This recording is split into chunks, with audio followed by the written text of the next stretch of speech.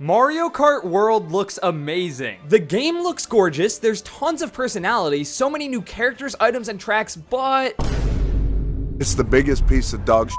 You read the title. I am a little bit concerned about this game. I wouldn't go as far as to say that I'm worried. I have faith in Nintendo, and obviously I have not played the game yet. So I'm going off of like other people's pre-release footage here. But as someone who has well over 1,000 hours in Mario Kart 8 and did want a big shakeup for the Mario Kart franchise, there's just a couple of things here that make me think this shakeup might actually not be all that it's cracked up to be. But we'll get to that soon enough, because first I want to talk about more of the awesome stuff that we've seen in this footage, because even though I'm going to get a little cynical and critical towards the end of this video, I want to make it abundantly clear I'm still over the moon excited for this game. It looks so sick. Speaking of things that look sick, we can actually see the pure gameplay of the rail grinding here, and man, it looks really neat. Not only can you grind on rails, build up boosts, and trick off of them, but you can also trick off the rails onto walls, bounce off the walls to other walls, and it seems like you can even build up momentum while doing this, reaching faster speeds than you could on the ground. Since every time you land on the wall, it seems to give you a little bit of a boost. You can also apparently double trick when going off ramps, which, yeah, sure, I don't know. They're not reinventing the wheel with that, but I think it's pretty cool. We've seen even more characters, including this bizarre little coin coffer guy. We got confirmation of new items like the Kamek item and Gold Shell, including seeing what some of them do, although I'm still not entirely sure what the Kamek item does. Sometimes it like spawns Cheep, sometimes it turns people into Goombas. I think it's track dependent, which is really neat. And even seeing small stuff, like just how items interact. The feather returns, and to complement that, there are a ton of question mark blocks that you can jump up into. I don't know what they give you, but you can do that. There's tons of environmental hazards in this game, like sandworms, fire bros and boomerang bros on cars throwing stuff at you, enemies that'll chase after you. Shells can also go on grind rails, which is great so that they're not overpowered, and even small stuff, like in Mario Kart 8, if you're dragging a bob-omb behind you, start drifting or turning, and then someone runs into the bob-omb, you'll actually get caught in the explosion, damaging you as well. That seems to be gone in this game. So again, even just small stuff like seeing how different items interact, a lot of these changes are really for the better. I haven't even begun to talk about the free roam mode yet, which looks so cool. You can unlock different challenges, costumes, and so much more. Don't worry though, because we got a bunch of theory videos talking all about that and what we think the free roam mode will truly be. So make sure to hit the subscribe button if you want to see all those videos. We're trying to hit 300,000 subscribers before the Switch 2 comes out. We finally know it's coming out June 5th, so time's a ticking. We'd really appreciate the support. But anyway, I'm going over a bunch of cool stuff we've seen from Mario Kart World, because again, I do not want to come off as someone who is like doomer on this game. I think the only reason to actually be doomer about this game is the dang price tag. However, this is where the video slowly starts to take a turn for the more pessimistic, because there are some things about this game I am extremely concerned about, and it has to do with, well, the whole point of Mario Kart World, the open world. Now, I'd like to clarify, I am not talking about the free roam mode here. The free roam mode, from everything I've seen, looks completely awesome. Once you complete everything there is to do in the open world, I don't know how much I'd personally play it. I'm more so just the type of person who likes to race with their friends, but I already know I'll sink hours into just driving around and exploring because it's a Mario Kart open world game. I mean, that's insane to even say out loud. So yeah, I'm not talking about being critical about free roam. I'm more so talking about how the open world impacts the main modes like Grand Prix and this new knockout mode. On the Nintendo Treehouse, we watched someone play as Mario throughout the entirety of the Mushroom Cup, the first cup in this game. Now, once again, big disclaimer, not only is this not me playing, so like I can't get an actual feel for the game, so my opinions are probably gonna change, but also, no disrespect to the people on Nintendo Treehouse, why? Oh, why would you show this game off in 100cc? The dude playing this game was racing at 100cc with what looked to be like easy computers. The guy straight up wasn't drifting, or when he did drift, he wouldn't drift long enough to get the drift boost. He wasn't using items. In fact, this entire first Treehouse segment almost seemed like they were trying to make the game look as boring as possible. However, put all that to the side, because again, I'm probably not going to be playing on 100cc, like ever. My biggest issue is the way they integrate the open world into the Grand Prix. I understand why they did this, because again, the game is called Mario Kart World, and it's a cool concept, but let's take a look at the actual execution, because that's where I think it seems to falter. So the first course here is Mario Bros. Circuit. This is a standard Mario Kart course, and it looks great. A little slow, because again, I don't know why they're playing on 100cc here, but whatever, I'll stop mentioning that. It looks fine. It looks like a standard first Mario Kart course, you know, la-di-da. It is what it is. Mario ends up finishing in first place, and then this is where stuff starts to get a little weird. So you can see on the loading screen that they're actually highlighting the path to Crown City, and that is because the next race is not Crown City. It is called Crown City. We can see that on the menu, but let's take a look at what this next race actually is. You start off while already driving, and boom, look at that map, man. The first lap, quote unquote, of Crown City is just the world's longest straightaway on a desert highway that has like one gentle turn at the end. Sure, there are cars and Goombas and bullies to avoid, but like, this is not something I'm gonna want to play a lot of times. It looks really cool now because it's a brand new Mario Kart game. Of course I want to play it. However, once again, look at this first lap. We'll put it on like super fast speed here so you can see the entirety of it. Straight, straight, straight, straight, straight, straight, straight, turn, straight, straight, straight, lap over. I'm sorry, maybe that'll be fun once or twice, but a hallmark of a good Mario Kart course is its replayability, and this just does not look replayable at all. However, I don't want to just harp on how boring this looks, because while yes, it does look like it'll get quite boring, it is also the first cup in the game, so I should cut them a little slack. But even if the courses and, well, driving from course to course was a lot more interesting, the fact that you have to drive from course to course means that the vast majority of courses in this game, specifically every one you're gonna play in Grand Prix that isn't the start of the Grand Prix, will be a segmented course instead of a lap, meaning that every course kind of will just feel like a weird 10-minute Mount Wario, but without the creativity of Mount Wario, because it seems like most of the time you're just driving on a highway. Because the courses also quite literally blend together, the courses, well, just blend together, and the tracks kind of lose a bit of their identity. For example, let's keep it on Crown City. You are only in Crown City for the third lap. The first two laps are like random Mushroom Kingdom Interstate. That's what this course should be called. Next, let's fast forward to the final course of the cup, that being DK Spaceport. Once again, I'm just gonna walk you through what we see in the treehouse so you can start to understand where my concern is coming from. Once again, you start off while already driving, and you're leaving the last course you just raced on. However, once again, I hate to say it, look at the mini-map. This opening section has a couple of turns back and forth, and then for the second lap, you're in like a nighttime forest that then turns into a highway. Oh, look, another highway, which ends up mostly being a straightaway with, once again, one or two turns here and there. Boring straightaway, boring straightaway, boring straightaway, and now we are finally actually on DK Spaceport, but it took us until lap 3 to get there. However, you might notice this is not the final lap. In fact, there are 8 laps in this course, the most in any for Mario Kart. However, once again, I hate to sound like a broken record,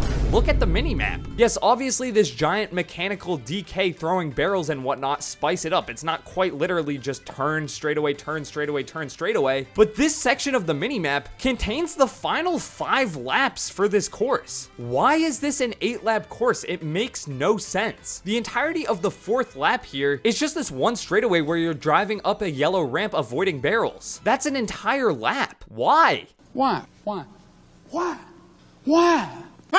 Because of this change, it genuinely feels like laps just won't matter anymore, which is a complete shame and in my opinion will make this game a lot less enjoyable. A lot of the fun of Mario Kart is trying to improve your lines lap after lap because, well, you're racing the same lap over and over again. Yes, courses like Big Blue and Mount Wario are some fan favorites for good reason, however, they really felt like grand courses that needed to be segmented. This does not. It seems like courses will be longer, but most of that time is going to be wasted by turning the open world itself into the race course, which again could be cool, but from what we've seen, it kind of just looks like you're driving from a race course, then on a highway that does some turns to another race course. It doesn't really feel like driving in between is actually like a course designed for Mario Kart racing. It looks more so just like one giant open world, which again, for something like free roam, great. But if I'm sitting down with my friends, looking to play some Mario Kart, which keep in mind is how the vast majority of Mario Kart players play, is, you know, local multiplayer with your friends on the couch, I don't want to have to explain to them, oh yeah, we'll get to the next course soon enough, we just gotta drive on a highway for a bit, and then by the time we actually get to the next course that, you know, is an actual course designed for racing, you get one lap on it, then we're done, because the first 2 laps were spent on a highway. Is this making sense to you guys? Let me know down in the comments below. Again, I don't mean to be overly critical, and I do have faith in Nintendo. I genuinely don't think there's been a bad Mario Kart entry ever, and they know how important this franchise is with 8 Deluxe selling so well. I'm just worried about it from a local multiplayer perspective, because if I just wanted to boot up a Grand Prix with my boys where we're just racing on new Mario Kart tracks, it doesn't seem like we're able to do that. Instead, it seems like you get like, okay, a couple laps on this track and then a couple boring laps driving to the next track, and then maybe 1 or 2 laps on that track and then a couple laps. Like, I don't know. I'm all for a big shakeup for the series. Trust me. Again, I have over 1,000 hours in Mario Kart 8 between the Wii U and Switch. I am very excited for this big shakeup because in theory, an open world Mario Kart game seems sick. And in practice, it looks really cool as well. Again, I am excited for this game. I'm just really hoping that in that direct, we learn that there's like some way to play maybe versus mode, which lets you play the actual tracks and doesn't force you to spend time driving in between the tracks to get to the next race. I say this because the new mechanics added to the actual races look super cool. Again, the new Kamek item looks awesome. The fact that you can like drive on walls and trick off of them is sick. The gliding in this game, let me just say this, the gliding in this game looks way better than Mario Kart 8. In Mario Kart 8, gliding was essentially an unskippable cutscene. You very rarely had actual freedom or player input while you were gliding. 99% of the time, you're just trying to get back on the ground because it's faster. In this, it looks like you can actually maneuver pretty nimbly in the air because you don't just have a glider. Your cart turns into a plane. So yeah, I'm excited for that. I'm excited for 24 racers. I'm excited for all this cool new environmental hazards that seem to be on the tracks. I'm excited for the day-night cycle. I'm excited for the dynamic weather. There is so much I'm excited for, and that's why I hope that they'll actually let us play the game in the way we want. Yes, I will have fun with this new Grand Prix mode. I will enjoy driving from different course to course. I will enjoy the free roam, but I can tell you who probably won't enjoy that, my friends who I play Mario Kart with all the time. Because if they come over and grab a controller, they're expecting high octane action. That's what Mario Kart does so well. From Lakitu's iconic countdown to crossing the finish line. Even in underwhelming tracks from previous games, there's always going to be something happening at all times. However, just within like the hour of footage Nintendo showed off on their own treehouse, there are countless straightaways or sections of courses that realistically don't have that much going on. I'm really hoping that because we've seen Knockout and Grand Prix but not Versus mode, that when you pick Versus mode, you can just pick which courses you want to play. It'll teleport you there. You get 3 laps or however many like standard Mario Kart, and that's it. Again, I really don't want to come off as like a Mario Kart purist who's like, oh, I don't want open world. That's not at all. I am excited for this. It just really threw me for a loop to see that they're incorporating the open world aspect of this game so heavily into the Grand Prix to a point where, in my opinion, it looks like it's to the detriment of the racing experience, and the quality of track design suffers as a result. Let me know what you guys think down in the comments below though. Was this too doomery of a take? I'm genuinely curious. I want to see what you guys have to say, so let me know down there. With that out of the way, check out this video on screen right now for what actually makes a good Mario Kart track. We just posted it and I think it's a banger. And make sure to subscribe for so many more videos on Mario Kart World and everything else Nintendo Switch 2. I'll see you guys in the next one. I'm signing off. Peace.